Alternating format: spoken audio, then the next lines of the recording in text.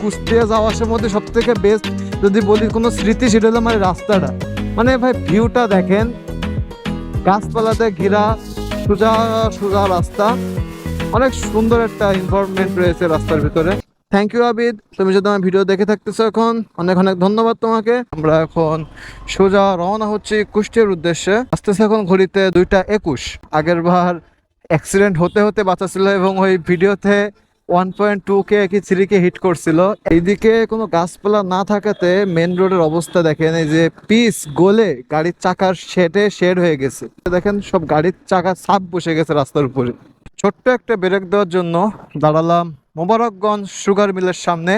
ঠিক গতবার এই জায়গায় দাঁড়িয়ে এই হোটেলে আমরা সবাই নাস্তা পানি করছিলাম, আমি, জায়েদ ভাই, রুম্মান ভাই এবং আরও যারা আছে। তো এখানে দাঁড়িয়ে একটা ঠান্ডা খাবো এবং 5 মিনিটের ছোট্ট একটা ব্রেক দিয়ে ইনশাল্লাহ রওনা হবো আবার কুষ্টিয়ার উদ্দেশ্যে। ভালো তো লাগতেছে, বাইকের সিট পুরো একদম বারবিকিউ করার মতন গরম হয়ে গেছে। আর এখন আবার ইনশাল্লাহ আমাদের গন্তব্যের দিকে রওনা। তো চলেন আস্তে ধীরে রিল্যাক্সে তাড়াতাড়ি চলে যাই কুষ্টিয়া।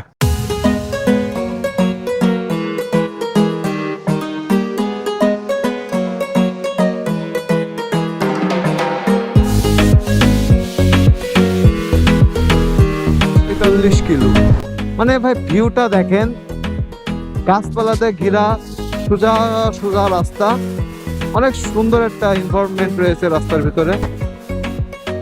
এই যে গাছপালা ঘেরা রাস্তায় কিন্তু ভাই ঠান্ডা বোঝা যায়। আমার মানে কুষ্টিয়া যাওয়া আসার মধ্যে সব থেকে বেস্ট যদি বলি কোনো স্মৃতি, সেটা হলো আমার রাস্তাটা। খুব সুন্দর লাগে ভাই রাস্তাটা আমার কাছে। রাস্তার একদম এই পাশের থেকে ওই মাথা পর্যন্ত জাস্ট গাছগুলো দেখেন সারিবদ্ধভাবে দুই পাশের থেকে এইভাবে লেগে রয়েছে, মানে দেখতে একটা চোখের শান্তি ভাই।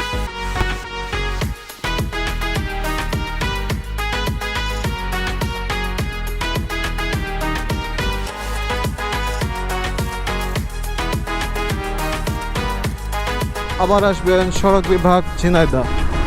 স্বাগতম সড়ক বিভাগ কুষ্টিয়া। এই যে সামনে ইসলামী বিশ্ববিদ্যালয়, আর এই রোডেই কিন্তু গতবার যেতে যেতে আমাদের এক্সপ্লেড বাইক নষ্ট হয়ে গিয়েছিল।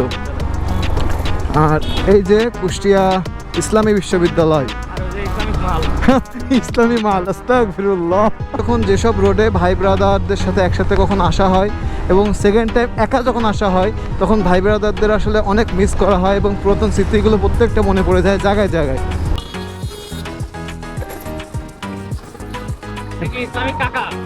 ইসলামিক কাকা আসলে কুষ্টিয়া এলাকার লোকজনের আসলে একটু বোঝা যাচ্ছে যে লালনের এলাকার লোকজন তো পাগলামি সাগলামি থাকবেই।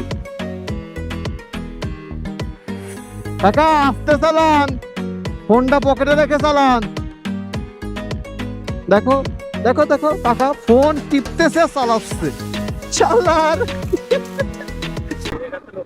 এখান থেকে বাংলাদেশের মনে করো টোটাল যা কলা আছে, ঠিক আছে, আর 1 ভাগ এরা পূরণ করে পুরো বাংলাদেশে। মানে টোটাল বাংলাদেশে যত কলা যায় তার 1 ভাগ শুধু এখান থেকেই যায়। একটা ব্রেক দিতে দাঁড়ালাম, এই জায়গার নামটা যে কি আমি নিজেই তো জানি না। এখানে ভাইয়ের একটা ফ্রেন্ডের দোকান আছে, ওগুলো যাওয়ার পথে একবার দেখা করে যাই।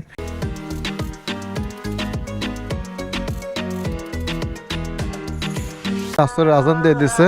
আর এখান থেকে আপনার বাড়ি কত দূর? 3 কিলো।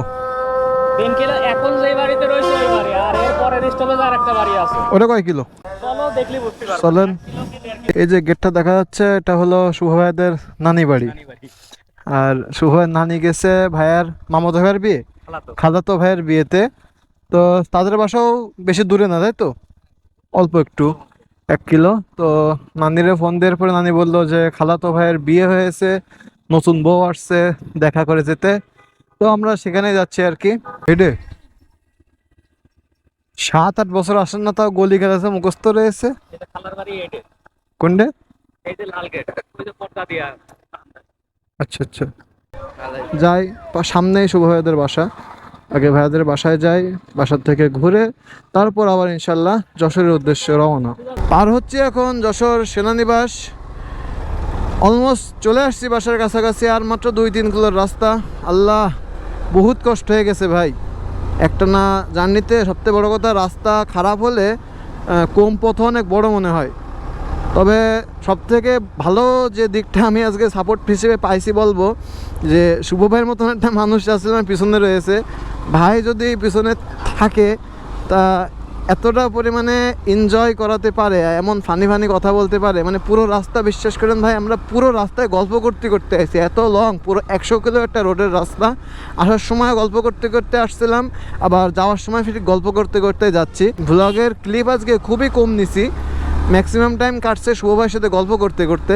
আলহামদুলিল্লাহ আপনাদের সাথে এবং শুভ ভাইয়ের সাথে গল্প করতে করতে চলে আসলাম পালবাড়ি ভাস্কর্যের মোড়। আর সামনে দেখেন কি পরিমাণে জ্যাম ভাই, আমরা যে এখন আসছি প্রচুর পরিমাণে জ্যাম ভাই, সারা রাস্তা গাড়ির চাপ খেতে খেতে আইছি। কোনো গাড়ি ফেলাই দিচ্ছে আমাদের এমন অবস্থা, কোনো গাড়ি উল্টে পড়ে রয়েছে এমন অবস্থা, বিদিখিস্তে এক অবস্থা।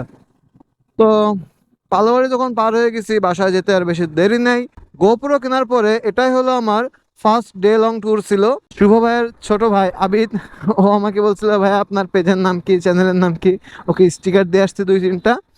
তো ও সাথে সাথে সাবস্ক্রাইব করছে আর বলছে ভাইয়া ভিডিওটা কবে ছাড়বেন। আমি বলছি আজকে তো বাসায় যাব, কাল অথবা পরশু ইনশাল্লাহ পেয়ে যাবা। তো থ্যাংক ইউ আবিদ, তুমি যদি আমার ভিডিও দেখে থাকতেছো এখন, অনেক অনেক ধন্যবাদ তোমাকে।